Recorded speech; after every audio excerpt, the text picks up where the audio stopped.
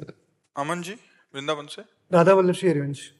राधा वल्लभ श्री हरिवंश। महाराज जी क्या विरह झूठा भी होता है? एक नए साधक और महापुरुष के विरह में क्या अंतर है? मैं इस मार्ग में आगे कैसे बढ़ सकता हूँ ऐसे में? नहीं, जब विरह आएगा तो उसमें क्वालिटी नहीं होती। विरह तो तड़पन है। प्रभु के लिए जब रोना आता है तो उसमें झूठा नहीं होता। विरह वास्तविक आ जाए, विरह तब माना जाएगा कि भगवत विरह आया है जब विषय भोग, निद्रा, हंसी, जगत प्रीति, बहुबात ये अच्छा ना लगे, बातें अच्छे लगे, भोग अच्छे लगे, संसार के मित्र अच्छे लग रहे, तो भगवान के लिए तड़पना कहाँ आएगा? नारायण हरि भजन में ये पांचों न सुहात शर्त है, ये अच्छे नहीं लगने चाहिए। विषय भोग कोई भी लोक लोकांतर के, नींद भर पेट सोना, ऐसे उसको नींद कहाँ? भोजन अच्छा लगे, दोस्त मित्र व्यवहार बातचीत, उसके अंदर हाय मस्ती, मेरे प्रभु कब मिलेंगे। अब वह विरह जब जागृत होगा तो सच्चा होगा। वो कोई था कि अभी झूठा हो रहा है फिर, या जो दसियों वर्ष से तड़प रहे हैं उनका विरह कुछ और है जिसे आज प्रकट हुआ है, तो ऐसा नहीं। 10 वर्ष से आग लगी है तो वही तेज है, और अभी आग लगी है तो तेज तो दाहिका शक्ति में वही है ना। तो विरहाग्नि तो विरहाग्नि है। हाँ, नहीं उसे नहीं खान पान ते भावे है, नहीं कोमल वसन सुहावे है, सब विषय लगे ते खारा है, हरि आशिक का मग न्यारा है। भगवान के विरह में विरह कमंडल कर लिए, बैरागी दो नयन, मांगत दरस मधु करी, छके रहत दिन रैन। रात दिन विरह में तड़पते हुए भगवान से प्रार्थना करते हैं, कब भर नेत्र हे लाडली लाल आपको देखूं, और रोना सिसकना तड़पना आहों की जागीर, यही उनके पास रह जाता है। हर समय प्रभु के चिंतन में डूबे हुए। छिन छिन रुदन करंत, छिन गावत आनंद भरी, छिन छिन हार हंसंत, ये जो कृपा हरिवंत। कभी ठहाका मारकर हंस रहे हैं प्रभु की लीला, कभी रुदन कर रहे हैं, कभी नृत्य कर रहे हैं, कभी शांत समाधिस्थ बैठे हैं। ये सब उसी विरह की स्थितियां हैं। पर साधक को इस बात पर ध्यान देना चाहिए कि हमारा वर्तमान में चिंतन कितना प्रभु का हो रहा है, हमारा चिंतन कहाँ कहाँ जा रहा है, किस व्यक्ति में, किस वस्तु में, किस स्थान में।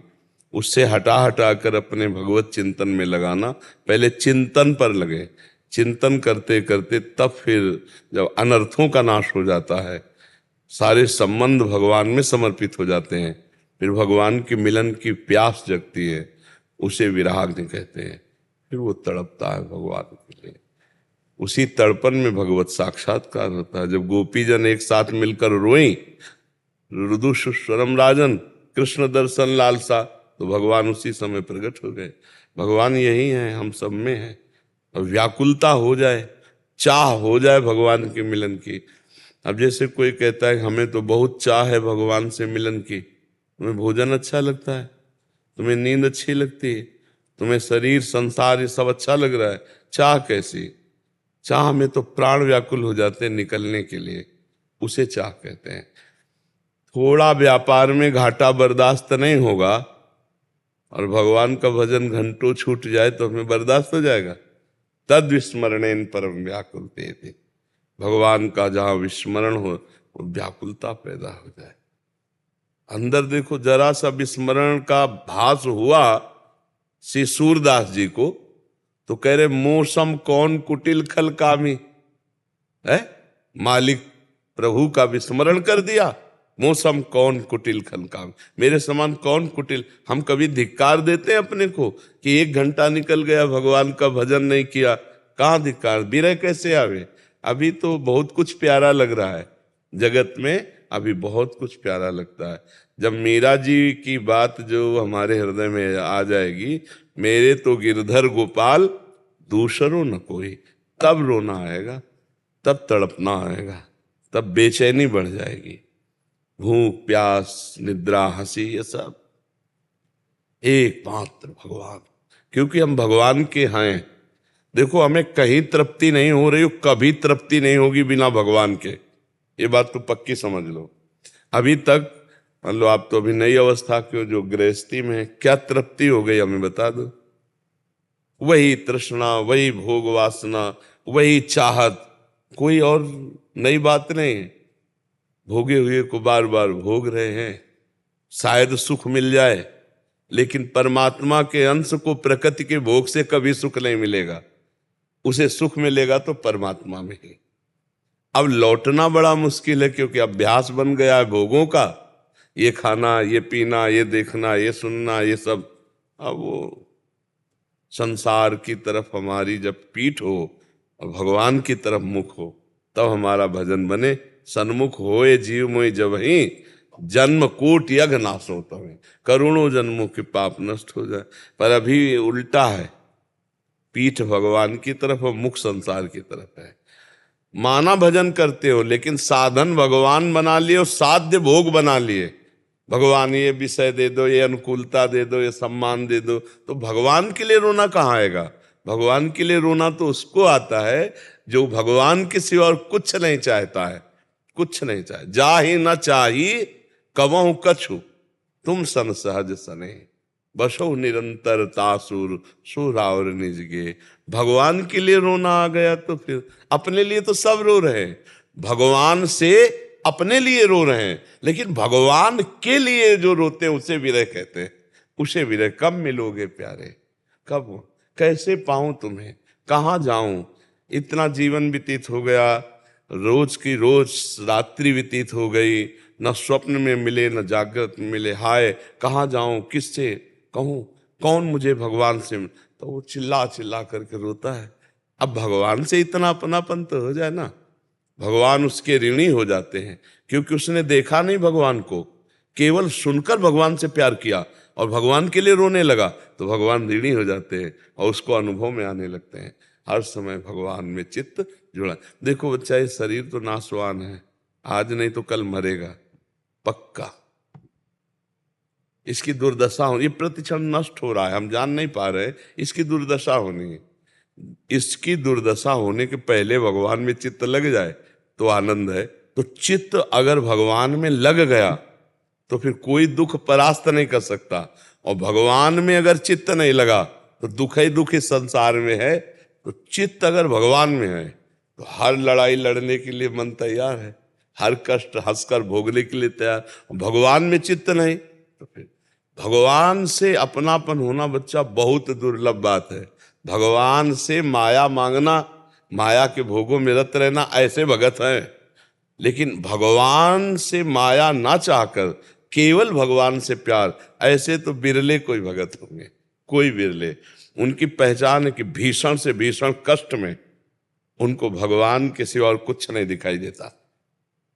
महामहिम श्री गुरु अर्जन देव जी को जो विधर्मी लोग थे उन्होंने बंदी बना लिया और तपते हुए तवे में आग से लाल लोहा उसमें बैठा दिया और ऊपर से गरम बालू डाल रहे हैं और कह रहे हैं कि हमारी बात को स्वीकार करो। वो अपने वाहे गुरु वाहे कह रहे, तेरा किया मीठा लाए। मतलब आप देखो जरा, भला ये मीठा लागने वाली चीज है, कितना कष्टप्रद है और बहुत तरह से त्रास दिया। लेकिन वो भगवान से प्यार करते हैं तो क्या कह रहे, तेरा किया मीठा लागे। आपका विधान मुझे बड़ा, ये है भगवान से प्यार। और सामर्थ्य इतनी है कि पूछो मत। सामर्थ्यवान महापुरुष है, गुरुजन है, भगवान उन दैवी शक्तियां उनके हाथ, लेकिन सब कुछ सह गए, यहां तक कि शरीर छोड़ दिया, धर्म नहीं छोड़ा, भगवान से जो प्रीति है उसे नहीं छोड़ा। ये है पहचान कि वो माया नहीं, भगवान चाहने वाले। गुरु तेग बहादुर सिंह को लोहे के पिंजड़े में बंद कर दिया, यातना दी और कहा हमारी बात स्वीकार कर। यहां तक कि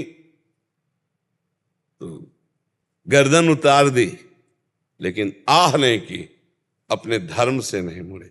ये भगवान से प्यार करते। न शरीर से प्यार, न प्राणों से प्यार, फिर और माया की तो बात जाए। ये कितना कठिन है, आप सोचो जरा, है ना कठिन कितना।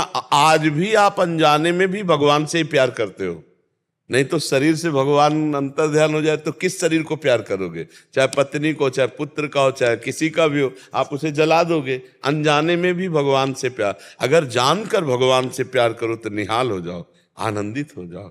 ये जीवन तो जाएगा ही, ऐसा जाए कि फिर आना जाना मिट जाए, भगवान को प्राप्त हो जाए, तब तो मनुष्य जीवन धारण करना सार्थक है। नहीं तो अगर हम आए भी तो पुनः मनुष्य बने और फिर भगवान का भजन करके हम जगत मंगल करें, तब तो यहाँ आना ठीक। ऐसे पशु पक्षी की तरह आकर भोग भोग करके, ये पशु पक्षी देखो, बच्चा पैदा करना, खाना पीना सोना जागना, ये सब पशु पक्षी भी कर रहे हैं, नहीं कर रहे? आप देखो चराचर जगत। फिर कहा गया सुर दुर्लभ सदग्रंथन गावा, बड़े भाग मानुष तो देव दुर्लभ क्यों कहा गया? क्योंकि तुम भजन करके भगवान प्राप्त कर सकते हो, देवता नहीं कर सकते, देवता भी नहीं कर सकते। वो अपने पुण्यों का भोग भोग रहे हैं, पापी लोग नरक भोग रहे हैं, हम लोग पाप पुण्य मिश्रित आए हैं तो दुख सुख भोगते हुए मनुष्य योनि में। अब हम भजन करके भगवान को प्राप्त कर सकते हैं, पर यहां आके भूल गए, फिर उसी भोगों में लग गए। हर जीव गर्भ में भगवान से वादा करता है। कपिल भगवान माता देवती जी को उपदेश दे रहे, भागवत में पढ़ लेना। हर जीव वादा करता है गर्भ में, उसको गर्भ में कई जन्मों की स्मृति आती है, जब माता के गर्भ में, और बड़ा कष्ट। अरे भैया बहुत छोटी जगह है और उसमें कुंडलाकार होता है और मलमूत्र अगल बगल होते हैं, मलाशय मूत्राशय के बीच में बालक होता है और उसको पूरी चेतना जागृत, तब वो प्रभु को पुकारता है, हे नाथ मुझे इस नरक से बाहर कर दो एक बार, जाते ही मैं आपका भजन करूंगा और कभी इस गर्भ में नहीं आऊंगा, ऐसा वादा करता हूं। भगवान की कृपा से उसको ज्ञान, और जहां गर्भ के बाहर आया, भूमि परत भा ढाबर पानी, तिम जीव माया लपटा ली। अब वो भूल गया, अब वो कहता कहां कहां कहां, अरे बोले लड़का हुआ थाली बजाओ या बच्ची हुई, और वो जीव पूछता कहां, वो मेरा ज्ञान कहां गया, वो जो मैं दिव्य ज्ञान युक्त था वो कहां कहां। भूमि परत भा ढाबर पाली, तिम जीव माया। ए बच्चा, ये देखो पापा, ये देखो भैया। अब फिर वो इसी में लग गया, पापा भैया मम्मी, फिर ब्याह हुआ, फिर बुढ़ापा आया, फिर मरा, फिर अन्य माताओं के गर्भ, यही क्रम चल रहा है। पुनरपि जननम पुनरपि मरणम पुनरपि जननी जठरे शयनम। भजन करके भगवान के विरह में रोना, ये तो बहुत ऊंची बात है। पहले हम ये नियम ले कि हम भजन करें, हम बुरे आचरण ना करें, किसी को दुख ना पहुंचावें, हमारे द्वारा शरीर से मन से वाणी से दूसरों को सुख पहुंचे, मनुष्य जीवन है। और नाम जप करें, भगवान का भजन करके। जो दूसरों को सुख पहुंचाने की बात ले आया वो माया पर विजय प्राप्त कर लेता है, और जो दूसरों से सुख लेने की बात ले आया वो फंस जाता है। जितने पाप होते हैं सुख लेने की वासना में होते हैं, सुख भोगने की वासना में होते हैं। जितनी गलतियां होती हैं, जितने पाप हैं वो लेने से है, देने में कोई पाप नहीं। दूसरों को सुख देना, दूसरों को भोजन देना, दूसरों को वस्त्र देना, देने में कोई है, लेने में है। लेने में सावधान, देने में तो कोई बात नहीं। हमारा जीवन देने के लिए है, तन से मन से वाणी से दूसरों को हम सुख पहुंचाए, हमारे शरीर से, हमारी वाणी से, हमारे मन से किसी को पीड़ा न पहुंचे, और नाम जप करें। इससे बढ़िया जीवन क्या है? पर भूल हो जाती है, यहां आकर के मनमानी आचरण शुरू हो जाते हैं। अब याद है क्या कि इसी जन्म में देखो, मां के गर्भ में 9 महीना रहे, 1 मिनट की याद नहीं है। भला याद है कि हम अपने मां के गर्भ में कैसे रहे? कुछ अगर याद आ जाए तो अभी घबरा जाए। अरे मान लो आपको एक घड़े में बंद कर दिया जाए, कैसा आपका जीवन होगा? और 9 महीना रखा जाए तो एक घड़े है पेट, बस वो नाभि से जो नाल होती है ना, वो माता के कनेक्शन से उसका पोषण होता रहता है बकाया। वहां क्या हालत जीव की होती है। अब हमको फिर उसी दशा में जाना, अगर भगवान की प्राप्ति नहीं हुई तो फिर शरीर छूटेगा। अच्छा, ये देश ऐसा है, यहां से कुछ ले नहीं जा सकते। सबसे खतरनाक ये, तो ना तुम्हारा पद जाएगा, न रुपया बैंक बैलेंस, और ना परिवार, ना मकान, और ना ये शरीर। केवल कर्म तुम्हारे साथ जाएंगे, अच्छे या बुरे कर्म। इसलिए हमें लगता है कि विवेकवान वही पुरुष है जो परलोक की कमाई भी कर ले। इस लोक को तो करो ही, परलोक की भी कमाई। परलोक की कमाई है नाम, नाम जप, दूसरों को सुख पहुंचाना। इससे आपका मंगल हो जाएगा। किसी भूखे को भोजन पवा दो, कभी किसी बूढ़े को सहयोग दे दो, किसी बीमार को सहयोग दे दो, कोई पशु पक्षी बीमार पड़ा उसकी दवा करा दो। ऐसी भोजन, जल, वस्त्र, औषधि, इनकी बहुत अव्यवस्थाएं हैं लोगों में। बहुत लोग ऐसे हैं जिनके पास अव्यवस्था है, तो अपने पास अगर हो, ना हो तो भी व्यवस्था करनी चाहिए। 4 रोटी हम खाते हैं, अगर 1 रोटी दे देंगे तो हम मर थोड़ी जाएंगे। हम 1 रोटी रोज निकाल कर किसी को दे तो हमारा परमार्थ बन जाएगा। हमारे पास अगर 100 रुपये आते हैं तो 1 रुपया निकाल के ऐसे किसी जगह रख दें। भाई रोज 100 आते हैं, हम 1 निकाल के रख दिया, और 2-4 महीने में जो इकट्ठा हुए किसी की सेवा में लगा दिया, हो गया परमार्थ। परमार्थ कुछ धन से होता है, कुछ मन से होता है, और कुछ शरीर से होता है। तीनों से परमार्थ करे, नाम जप करे, तो भगवान के लिए जब हृदय पवित्र होता है तब भगवान के लिए रोना आता है, तब व्याकुलता आती है।